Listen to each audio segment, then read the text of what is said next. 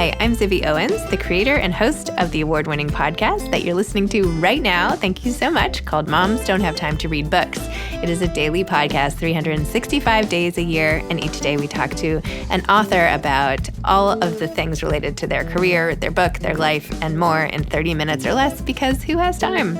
I am now an author myself, although I wasn't when I started this podcast, and you can get my new memoir, Bookends, a memoir of love, loss, and literature, wherever books are sold starting July 1st, and my children's book, Princess Charming. You can learn more about me at zibbyowens.com, but really you're here to learn more about the authors, and that is what we're going to do.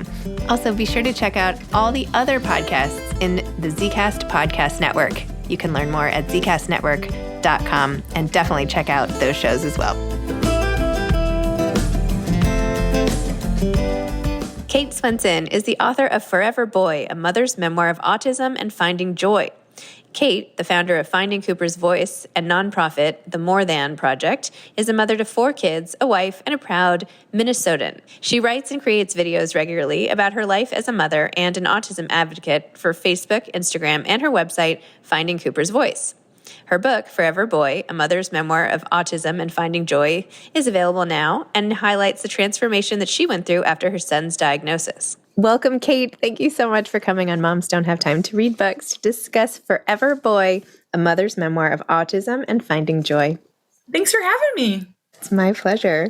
We had just started talking about motherhood, and especially both of us being moms of 4, and sleep issues, which plague most parents, I know, in some way, shape, or form. And you're saying your youngest, who's 11 months, is just not a sleeper. And I have a not a sleeper too, and she still doesn't really sleep.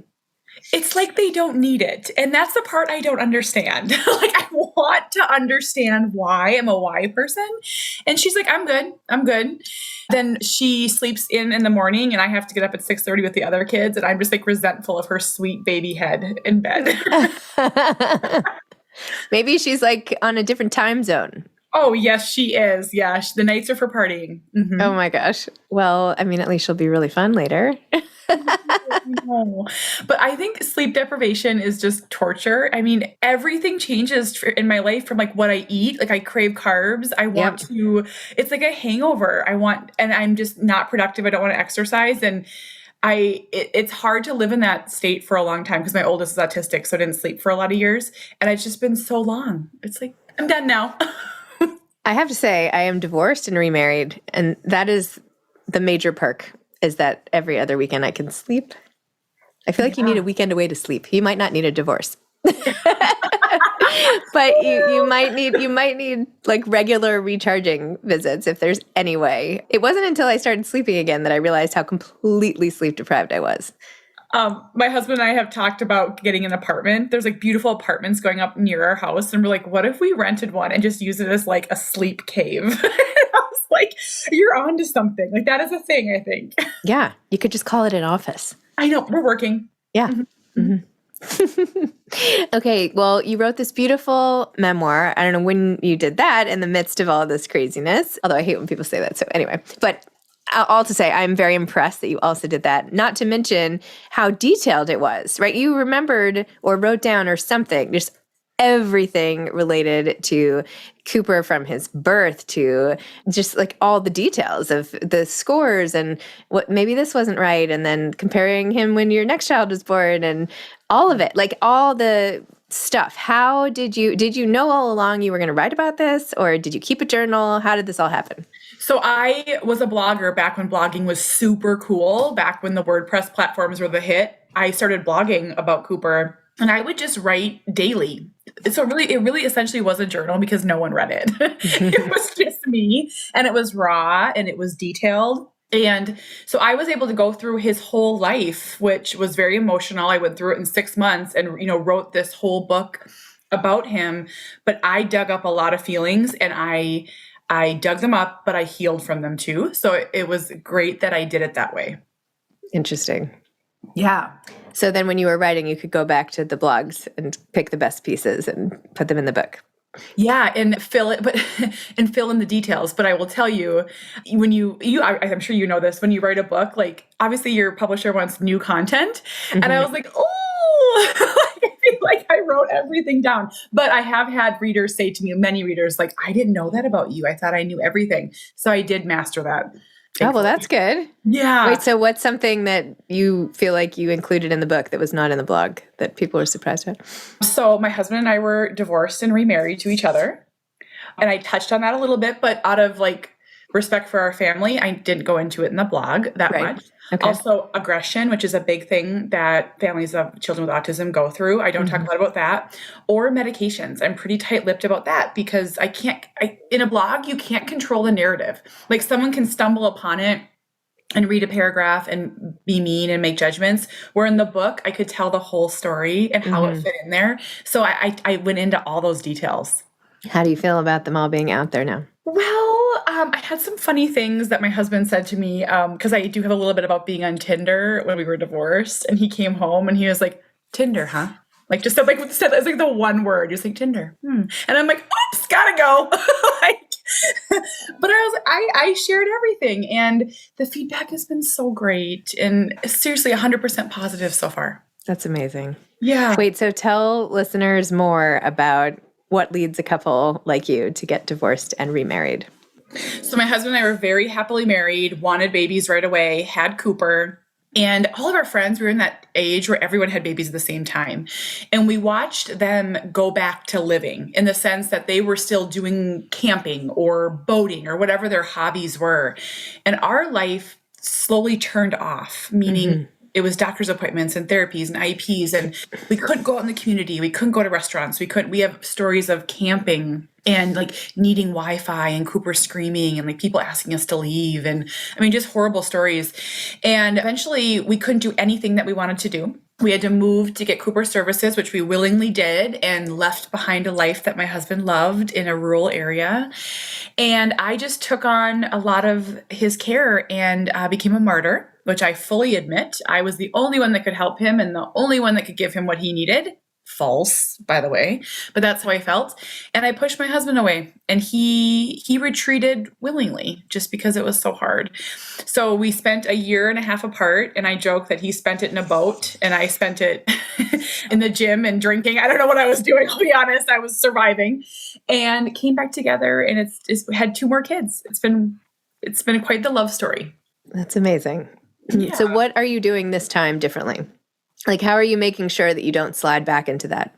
Okay, so with 4 kids, that's really hard. I'm going to be honest. We do not have a lot of time for each other, and there's just not 1 second in the day. But what we do differently with Cooper, and for anyone that doesn't know, when you have a child with a disability, it's like endless amounts of paperwork and appointments. I mean, more than you could even imagine.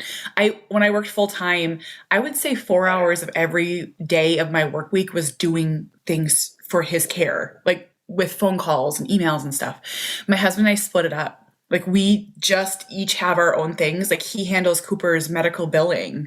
I handle therapeutic horseback riding. Like we just like split it up, and it saved us because he understood the weight that I was carrying alone, and we split it in 2. Wow. But how did you get past when you break up with someone? Well, it's not just breaking up, you got divorced, but yeah, I just feel like once you've made that decision, you carry a lot still. Like, I don't know. It's like, what is that term? Well, I don't know. Like when you make a decision and then you find all this evidence to support it, and you have to like double down if you're not sure because like that's what you chose. And so sometimes it can be hard to then strip all that away and get back to basics. This is the worst phrased question of my life, but how did you do that? So here's the interesting thing. We really didn't have any other problems besides the way we were grieving and accepting autism. That was really the hole in our marriage. Not Cooper. Cooper was perfect. It was just the way we were carrying the weight. I was super emotional. He was super laid back. I was like, get on the autism ride with me. And he's like, I'm on it. But that was really our only struggle. So it's probably my favorite part of the book. We came together for lunch after a year and a half. And I said to him, I failed. I devoted my whole life, everything about me. I went all in to help Cooper learn to talk and live in this world, in a world that accepts him. And I went into all the details, and I was like, I wanted to tell you I failed. And if you hate me, you hate me. And he stood up and hugged me, and he was like, Cooper is everything because of you. It gives me goosebumps right now. And he finally acknowledged everything that I had sacrificed. And from that, we like went like he like moved in like 2 days later. I'm not lying. Oh, Yeah, it that's just was amazing. that like also the love languages really helped us too. Yeah. Yes, that book is great. I love those. Uh-huh. Good tips. Good tips. How is Cooper now? Wonderful. He's my easiest. Really? I'm joking, but all four of my kids are uniquely challenging in their own ways. And Cooper, so he's 11, he's a fifth grader. He has some words. He communicates amazingly in a multitude of different ways. He has horseback riding and American League baseball. He loves to be home. So as long as he's home and he's not, being challenged in any way, he's just the happiest person you will ever meet. He wakes up joyful every single day. And we like that life for him. We've built a life around him. And we still can't really go out in the community easily. So like there's no restaurants, there's no airplanes, parks are hard, no grocery stores, that sort of thing. And that's will forever, I think, be a challenge until we kind of figure it out. But I will tell you, he's way easier than my emotional 9-year-old. I will tell you that. Wow.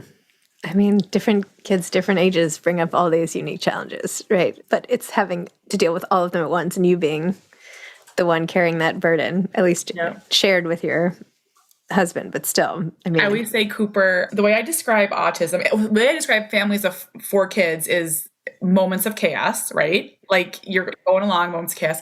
But then Cooper, so what he does is I would say he turns the dial up and it gets like 110 degrees real hot, like real hot, real fast. And then that's when we can like see it coming, like things imploding but we're able to pinpoint it now. And we've settled into autism. We're learning right alongside him. And that's all you can hope for. Do you ever get any outside help so you can go to the gym or get some time away to regain your sanity? So that's the hardest part, and it always has been, I think always will be, is getting good care. Cooper is essentially nonverbal, so we don't trust really anyone with him because, I mean, we do, but we don't. He's so vulnerable and can be so challenging. So like, it's hard to use grandmas now because grandmas are getting older and Cooper's getting bigger and stronger. We have a few college girls that are coming home on May 15th. Whoops, on the countdown. So excited about that. But I think that will be a lifelong challenge, is getting good help. Man, you're amazing. No, I'm serious. Look, because you're so positive. You're literally like bouncing up and down with a big smile on your face, talking about these really challenging things that could sink ships, And the thing is, so I've actually had people online that say, you're glossing over severe autism, or you're not talking about the hard parts of severe autism. And I talked about the hard parts for a long time. I really did, really honestly and openly, thinking that no one was ever going to care or hear what I had to say. And I went viral in a lot of different ways. And that's terrifying. And I realized that if I wanted to have this discussion about severe autism, I needed to do it in a book, or I needed to do it in smaller groups where I could make sure my message was being heard. Because when you just like blast it on the internet, it reaches the depths and it's not pretty. Nope. Interesting. Yeah. Okay. You had this really beautiful passage, which I totally related to, and I'm hoping I can find it. You said, I am a confident woman. I know my role as a wife, a daughter, a friend, and an employee. But as a mother, I have found myself in a place of uncertainty where I can't figure out who I am or what my role is. I know many, if not all mothers, feel this way at some point. The pressure is sometimes suffocating. We are our own biggest critics. I don't feel confident in how to help my son, yet I'm expected to. The decisions to help him felt monumental, while I felt like I was playing a game with ever-changing rules. And on top of that, I am in between 2 entirely different worlds, and I don't feel whole in either of them anymore. I long for them to overlap, but as the boys age, they rarely do. So I think of this, I always do this visual where there's the special needs world and I'm holding on to Cooper and he's like pulling me. And then Sawyer, his younger brother by 2 years, is in the world of baseball and hockey and play dates and birthday parties. And he needs me over there. He needs me. And I often feel more comfortable in the special needs world. Like that hat like fits better because it's just easier to talk to other people and be in that world. I still don't know where I fit in. I really, truly don't. I just try. Do you have a best friend or somebody that you like confide in regularly? Or I'm looking, I keep asking because I'm like, you must have more outlets. How could you keep all this in?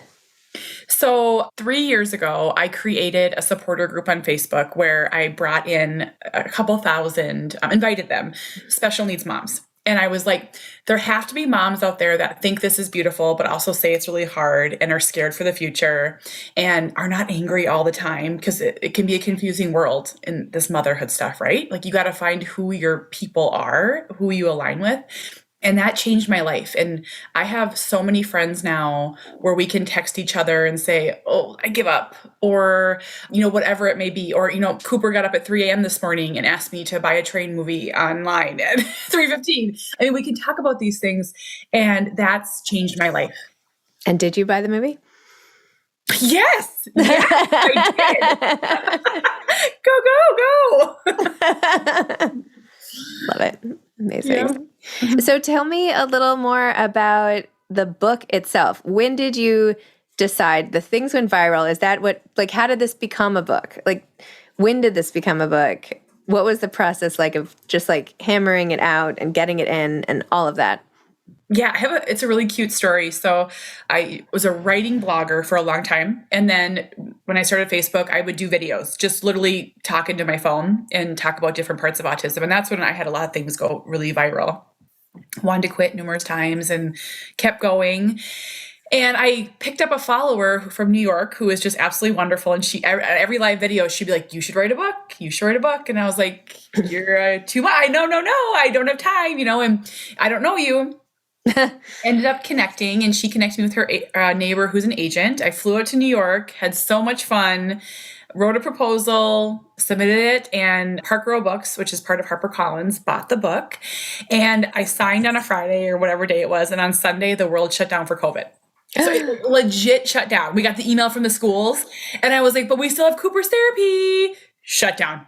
I mean, and we're talking therapy is year round. It never ends. And I was blown away. Daycare ended. So I had 6 months to write 60,000 words with 3 kids. And then I found out I was pregnant. Surprise. It's a blessing. And it was really hard. And I questioned my ability to be a writer. I didn't know if I was good enough. I didn't know how different writing a book was from blogging. But I think it's perfect. I'm so proud of it. It's exactly what I wanted, but it was hard. Wow. Yeah. So how did you manage everything during the pandemic? So I wrote at night, but my husband and I have these funny stories that we tell now about fights where he's like, I'm like, I need to write, 10,000 words. And he's like, right now. And I'm like, I don't feel inspired. Because he's an insurance agent. And I'm like, you can run your quotes anywhere. I'm like, you have to be in the right mind space to write. Yeah. It's not, for me, it wasn't as simple as that. So I wrote a lot at night. And the hard part was just keeping the kids out of the office. That was hard. But now I look back and it feels like a blip in time. I mean, I'm like, I did it somehow. And what about Cooper? Did he get any services during that time, or was everything stopped for him as well? So it was twofold. It was very, very hard that all of his services ended. And they did, I'm going to just say, for 4 months. Because the kids with special needs got to go back before the other kids in our school, because they don't respond to Zooms or virtual or anything like that. I'm all the time, all these kids in our neighborhood, and he had huge gains. So it was kind of a positive thing. Well, that's good. Yeah. Wow. I just love your optimism and spirit. I'm serious. I sound hokey, I know, but it's really awesome. It's really awesome. So now that you've gotten the taste of the memoir book world and all that, are you going to write another book, or what are you thinking? What's your plan? Well, I just I'm afraid that I couldn't do better than this. So I have a little fear of that. I don't know if that's common in writers. I'm like, I don't know if I could. Yes. I love this. I don't know if I could do it better.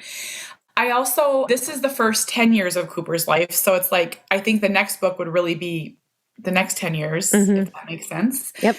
I think my honest plan is to take the summer off. I've been working really hard for 3 years on this social media stuff, and I want to enjoy my babies. Yep. I spent my weekend this last weekend with my dad, who recently had a stroke, and he talked a lot about death, and he's like, my life's over, and was saying these things. And when he left, I was like, ooh, I was like, I have to enjoy every second. I felt a lot of pressure. So I'm going to enjoy my babies this summer and relax. That sounds really nice. I know I haven't done it in so long. I haven't. Like my little guy is always like, Mommy, look at my face, because my head's in my phone a lot. I'm always working and I don't want to miss this. So I'm going to just pause for a while. That's wonderful. Do you have any advice for aspiring authors? Well, right. I mean, that's my recommendation to anyone. Writing, I think, can be the most therapeutic thing ever. You don't have to share it. Like a lot of my stuff wasn't even shared. I just wrote it down and it helped me so much to put it in, my little universe. So definitely write.